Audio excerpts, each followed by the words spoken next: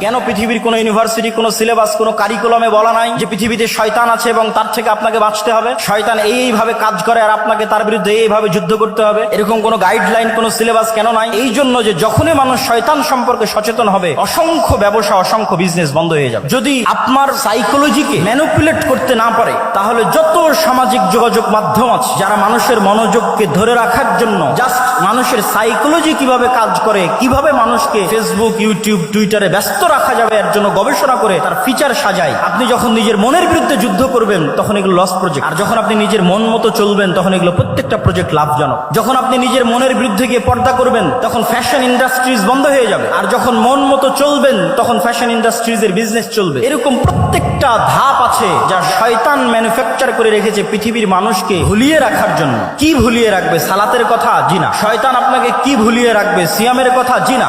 শয়তান আপনাকে ভুলিয়ে রাখবে মৃত্যুর কথা। আলহাকুমুত তাকাসুর হাত্তা যুরতুমুল মাকাবির। কবরে না যাওয়া পর্যন্ত আমার এবং আপনার মনে